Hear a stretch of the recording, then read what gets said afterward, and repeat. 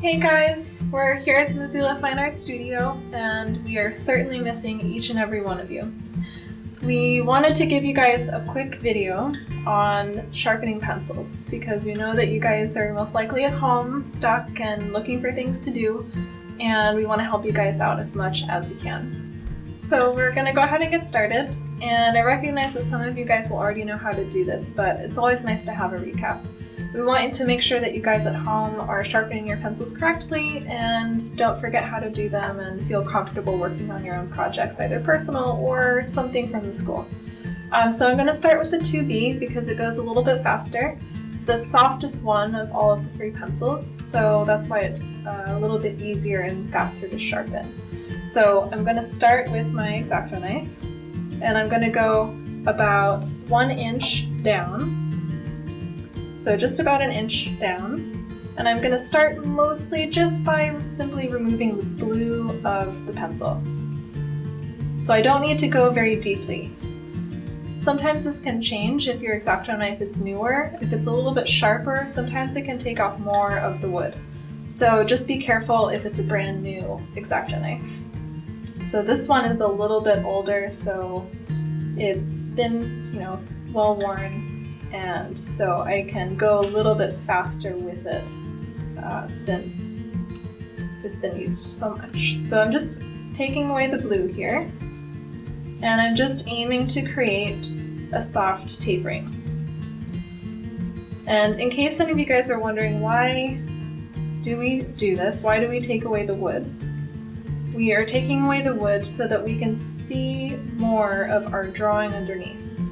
Because in reality, the just basic point that we get with the pencil, it gets in the way when we're drawing, and it makes it pretty hard to actually see what is it that we're drawing, what mark are we really making. And so that's why we want to really get rid of the wood, so that we can really go in and see very, very clearly what it is that we're drawing.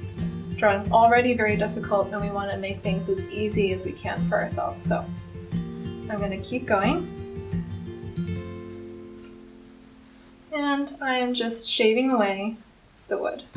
And as I'm going, I'm aiming to get a slow taper.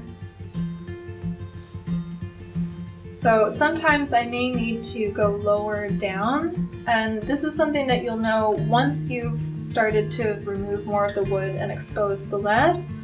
So we want to have about ½ inch or so, maybe even a little bit more of the lead showing. We don't need to have a whole lot of lead. This can be nice for some projects and for some certain effects, but it can make the lead extremely delicate. So if you do go down that far, just make sure that you pay extra attention to how you're handling your pencils because they'll get more delicate. So I'm almost done here with the removing of the wood. And as you guys are learning to do this and learning to get faster with it, I really recommend that you try to get an even shape. One that's not just very gouged in here, very sharp over here. Really try to get it as round as you can so that you just get a good habit of it. Definitely in some moments where you're on the fly and you're working, something's going to happen and it might not look as pretty, but we really recommend that while you guys are learning how to do this, that you do each one as properly and as nicely as you can.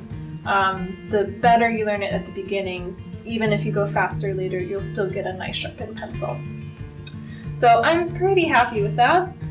So I've got, about maybe 2 inches down now of the wood, and maybe towards the lowest part here, almost an inch, but over here about ½ inch visible of the lead. So anywhere between ½ inch to an inch is fine. And so here you guys can see my sand pad that's been used over the years, and it's pretty dirty.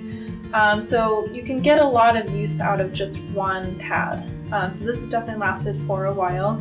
And you can use the whole thing. It doesn't have to just be one side, really just go over the entire surface of it. And the other thing you guys want to do, you guys can see how dirty this pencil is here. So when we go to sharpen, we're not just sharpening the tip.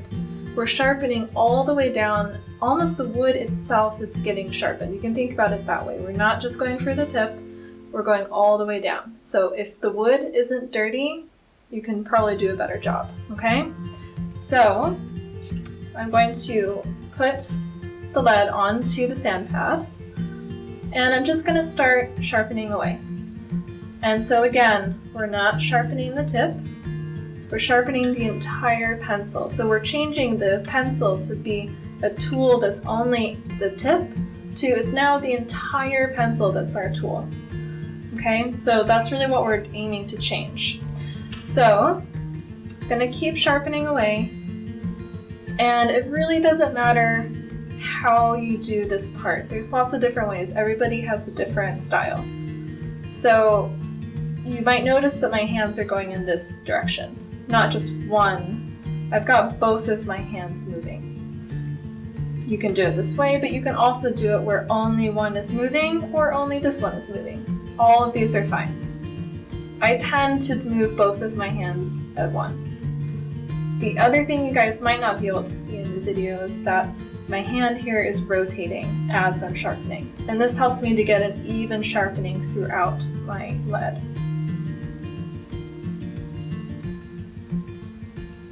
So I'm going to keep going until this gets very, very sharp, because the sharper it is at the beginning, the sharper it's going to remain for longer. So really what this is time saving for me for when I'm drawing. I don't want to be distracted and constantly have to sharpen my pencil. I want to just keep going. The sharper this is, the longer I can draw without interruptions. And that's what I want. So the sharper you have it at the beginning, the less you have to sharpen it later. Alright, this is looking pretty good. And this is again a 2B, so it's going to take a little bit shorter to sharpen than some of the other pencils like the 3 or 2H, which are harder.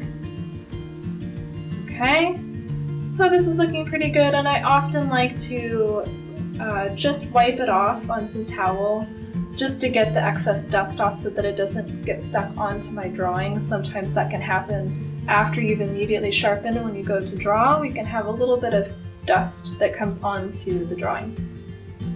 So this is feeling pretty good. And I also wanted to mention to you guys some other tips that you guys can use. So the other pencils that we want to talk about too are wedge points. So the round points here are not the only kind that we use. They're really useful for most projects. I would say this is definitely the point we use most often, but it's not the only one. And it does have some limitations. There's some moments where we might want to use something else, and in that case we might use a wedge point. And this is a 6B, so it's very, very soft, almost like a charcoal, and it's really great for sketching. So if we've got a model who's here for maybe 3 hours, and we want to do a more finished sketch, we might utilize both. Use the round one for more detailed parts and this for more rough parts, say maybe the hair or filling in the background, some fabric, things like that. So the wedge is really, really nice for sketching. For those of you who do life drawing that's quick, the wedge is really nice for that. And so the thing that the wedge will give you is one side that's flat, so you can make a very thick line. And it also has one side that's very thin, so you can also make a very thin, sharp line with it. So it's a pretty cool tool. And how you get this tool is simply by doing the exact same step as the first one, showing a little bit of the lead, but in this case, rather than putting the entire lead on and rotating it, in this case, we're going to put it at about a 45-degree angle and just go in one direction. Don't rotate your hand. Just keep going in one direction, and what that's going to do is give you one flat plane that's at a slight angle, roughly 45, and that's going to give you the wedge. So this is a pretty fun tool to use that we definitely recommend you guys play with. We hope that you guys enjoyed this video, and it was a good recap for sharpening pencils, and we'll see you guys soon. Stay tuned. Bye!